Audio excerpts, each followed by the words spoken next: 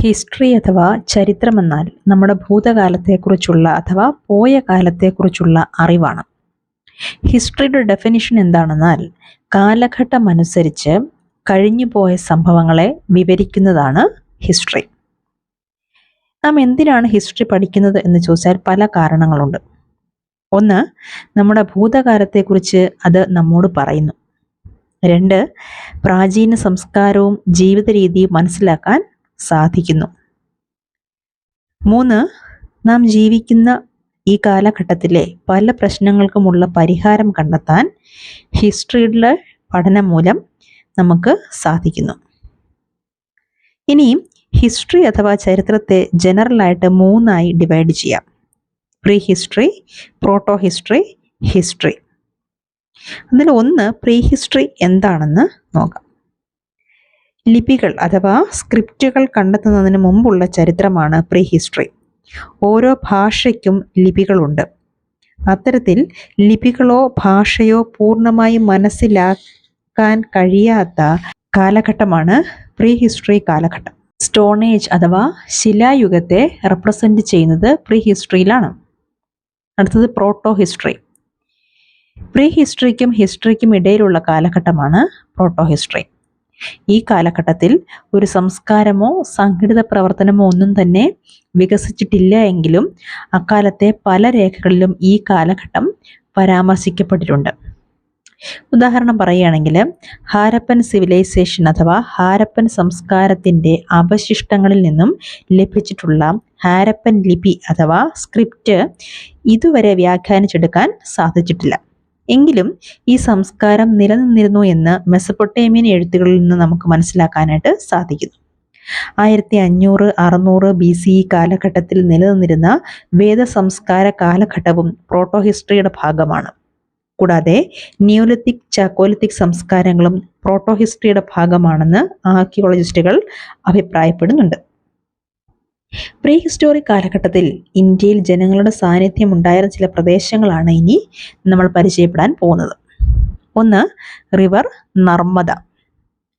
നർമ്മദ നദിയുടെ സ്ഥാനം മാപ്പിൽ നോക്കിയാൽ നമുക്ക് മനസ്സിലാക്കാനായിട്ട് സാധിക്കും. ഏകദേശം 1000കണക്കിന് വർഷങ്ങൾക്ക് മുമ്പ് തന്നെ നർമ്മദ നദിയുടെ തീരങ്ങളിൽ ജനങ്ങൾ ജീവിച്ചിരുന്നു. ഇവര് ആഹാരം ശേഖരിക്കുന്നതിൽ വളരെ കഴിവുള്ളവരായിരുന്നു. അവരുടെ ചുറ്റുപാടുകളിലുള്ള ജന്തുക്കളുടെയും സസ്യങ്ങളെയും കുറിച്ച് വളരെ വ്യക്തമായ ധാരണയുള്ളവരായിരുന്നു അവർ. ജന്തുക്കളെ അവർ വേട്ടയാടി ഭക്ഷിച്ചിരുന്നു. അടുത്തത് സുലൈമാൻ ഹിൽസും പിന്നെ നോർത്ത് വെസ്റ്റ് അഥവാ വടക്കു പടിഞ്ഞാറുള്ള കിർത്താർ ഹിൽസുമാണ്. ജനങ്ങളുടെ സാന്നിധ്യം മനസ്സിലാക്കിയിട്ടുള്ള 2 പ്രദേശങ്ങളാണ് ഇത്. ഈ പ്രദേശത്ത് ഏകദേശം 8000 വർഷങ്ങൾക്ക് മുൻപ് സ്ത്രീ പുരുഷന്മാർ വീറ്റും ബാർലിയും ഒക്കെ വളർത്തിയിരുന്നതായി മനസ്സിലാക്കാനായിട്ട് സാധിച്ചിട്ടുണ്ട്. ഈ പ്രദേശത്തുള്ള ജനങ്ങൾ ഗ്രാമങ്ങളായി താമസിക്കുകയും ആടുമാടുകളെ ഇണക്കി വളർത്തുകയും ചെയ്തിരുന്നു. മൂന്നാമതായിട്ട് ഉള്ള അടുത്ത പ്രദേശം നോർത്ത് ഈസ്റ്റിലുള്ള ഗാരോ ഹിൽസും സെൻട്രൽ ഇന്ത്യയിലുള്ള വിന്ധ്യ പർവ്വതങ്ങളുമാണ്. പിക്ചറിൽ നോക്കിയാൽ മനസ്സിലാക്കാനായിട്ട് സാധിക്കാം ഈ 2 പ്രദേശങ്ങളും. ഈ പ്രദേശങ്ങളിൽ കൃഷി വികസനം നേടിയതായി മനസ്സിലാക്കാം. വിന്ധ്യ പർവ്വതത്തിന്റെ വടക്കു ഭാഗത്തായാണ് ആദ്യമായി നെൽകൃഷി തുടങ്ങിയത്. നാലാമതായി റിവർ ഇൻഡസും അതിന് ട്രിബ്യൂട്ടറീസുമാണ്. ട്രിബ്യൂട്ടറീസ് അഥവാ പോഷക നദികൾ എന്ന് പറഞ്ഞാൽ വലിയ ഒരു നദിയിൽ നിന്നും ചെറിയ നദികളായി ഒഴുകി മാറിപ്പോകുന്നതിനെയാണ് ട്രിബ്യൂട്ടറീസ് എന്ന് പറയുന്നത്. സിന്ധു നദിക്ക് പോഷക നദികൾ അഥവാ ട്രിബ്യൂട്ടറീസ് നിരവധിയുണ്ട്. ഝലം, ചെനാബ്, ബീസ്, സത്ലജ്, രവി ഇവയാണ് ട്രിബ്യൂട്ടറീസ്. ഇവയുടെ തീരങ്ങളിൽ ഏകദേശം 4700 വർഷങ്ങൾക്ക് മുമ്പ് ആദ്യകാല നഗരങ്ങൾ രൂപപ്പെട്ടിരുന്നതായി മനസ്സിലാക്കാം. പിന്നീട് 2500 വർഷങ്ങൾക്ക് മുൻപ് ഗംഗാ നദിയുടെ തീരങ്ങളിലും സമുദ്ര തീരങ്ങളിലുമെല്ലാം ഇത്തരത്തിലുള്ള നഗരങ്ങൾ വികസിച്ചതായി കാണാം. ഗംഗാ നദിയുടെ ട്രിബ്യൂട്ടറിയായ സോൺ നദിയുടെ തെക്കുഭാഗത്തായി പ്രാചീന ഇന്ത്യയിൽ ഇത്തരത്തിൽ രൂപപ്പെട്ടൊരു മഹാസാമ്രാജ്യമായിരുന്നു മഗധ. ഇന്നത്തെ ബീഹാറിലാണ് അത്.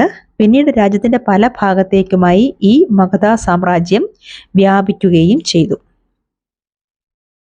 ജനങ്ങൾ ഏതെങ്കിലും ഒരു പ്രദേശത്ത് ഒതുങ്ങിക്കൂടി ജീവിച്ചിരുന്നില്ല. അവർ തുടർച്ചയായി യാത്രകൾ ചെയ്തിരുന്നു. ഇന്ത്യയുടെ ഭൂപ്രകൃതി അനുസരിച്ച് ധാരാളം പർവ്വതങ്ങൾ, നദികൾ, മരുഭൂമികൾ, സമുദ്രങ്ങൾ ഇവയൊക്കെ തടസ്സമായി ഉണ്ടായിരുന്നെങ്കിലും ഇവയൊന്നും തന്നെ ആദ്യകാല ജനങ്ങളുടെ യാത്രയെ ബാധിച്ചിരുന്നില്ല. പല കാരണങ്ങൾ കൊണ്ടാണ് ജനങ്ങൾ ഇത്തരത്തിൽ യാത്ര ചെയ്തിരുന്നത്. വെള്ളപ്പൊക്കം, വരൾച്ച തുടങ്ങിയ പ്രകൃതി ദുരന്തങ്ങൾ ഒരു കാരണമായിരുന്നു.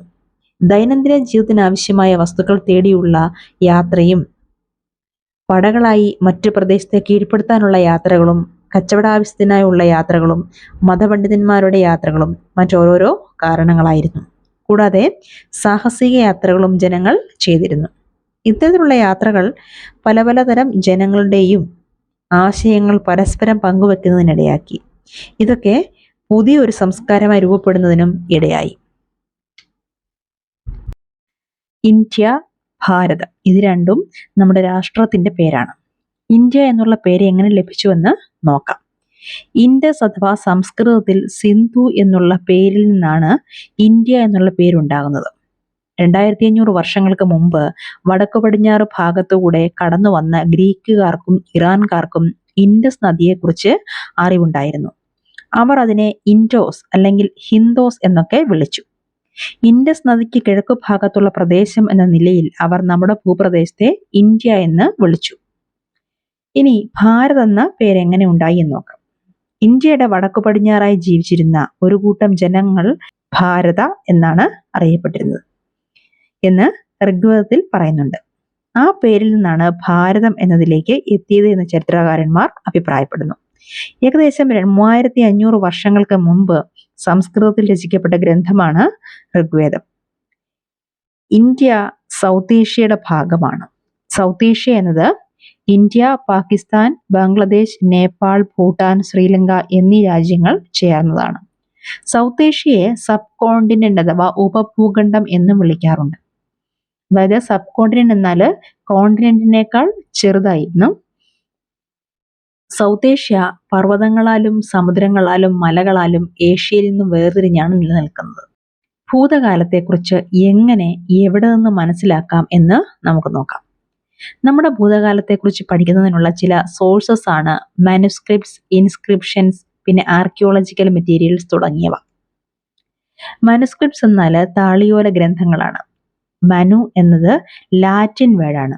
ഹാൻഡ്, കൈ എന്നാണ് ഈ വാക്കിനർത്ഥം. മാനുസ്ക്രിപ്റ്റ് എന്നാൽ കൈകൊണ്ട് എഴുതിയത് എന്നാണ് അർത്ഥമാക്കുന്നത്. മാനുസ്ക്രിപ്റ്റുകൾ നിരവധി നശിച്ചു പോയിട്ടുണ്ട്. ചിലവയൊക്കെ കണ്ടെടുക്കാനും സാധിച്ചിട്ടുണ്ട്. പലതരത്തിലുള്ള വിഷയങ്ങൾ മാനുസ്ക്രിപ്റ്റുകൾ കൈകാര്യം ചെയ്തിട്ടുണ്ട് എങ്കിലും മതപരമായ വിശ്വാസങ്ങൾ, ആചാരങ്ങൾ, രാജാക്കന്മാരുടെ ജീവിതം, ശാസ്ത്രങ്ങൾ, ഔഷധങ്ങളെക്കുറിച്ച് ഒക്കെ അതിൽ പ്രതിപാദിക്കുന്നുണ്ട്. ഇതിഹാസങ്ങൾ, കാവ്യങ്ങൾ തുടങ്ങിയവ സംസ്കൃതത്തിൽ എഴുതിയ മാനുസ്ക്രിപ്റ്റുകളും പ്രാകൃത ഭാഷയിൽ തമിഴിലും രചിച്ച മറ്റു രചനകളും കണ്ടെത്തിയിട്ടുണ്ട്. സാധാരണക്കാരുടെ ഭാഷയായിരുന്നു പ്രാകൃതം. അടുത്തത് ഇൻസ്ക്രിപ്ഷൻസ് ആണ്. പരുക്കൻ സർഫസിൽ എഴുതുന്നവയാണ് ഇവ. ഏതെങ്കിലും മെറ്റല് അഥവാ ലോഹങ്ങൾ, റോക്സ് അഥവാ ശിലകൾ തുടങ്ങിയവയിലാണ് ഇൻസ്ക്രിപ്ഷൻസുകൾ കാണപ്പെടുന്നത്. രാജാക്കന്മാരുടെ ആജ്ഞകൾ സാധാരണ ജനങ്ങൾ അറിയുന്നതിനും അനുസരിക്കുന്നതിനും ഇത്തരം ഇൻസ്ക്രിപ്ഷൻസ് കല്ലിൽ കുത്തി എഴുതി ഉണ്ടാക്കാറുണ്ട്. അതേപോലെ രാജാക്കന്മാരുടെ പ്രവൃത്തികൾ, അവർ ജയിച്ച യുദ്ധങ്ങളും തുടങ്ങിയവയൊക്കെ കുറിച്ചുള്ള ഇൻസ്ക്രിപ്ഷൻസും കണ്ടെത്തിയിട്ടുണ്ട്. ഏകദേശം 2250 വർഷങ്ങൾക്ക് മുമ്പുള്ള ഒരു ഇൻസ്ക്രിപ്ഷൻ ഇന്നത്തെ അഫ്ഗാനിസ്ഥാനിലുള്ള കണ്ടഹാറിൽ നിന്നും കണ്ടെത്തിയിട്ടുണ്ട്.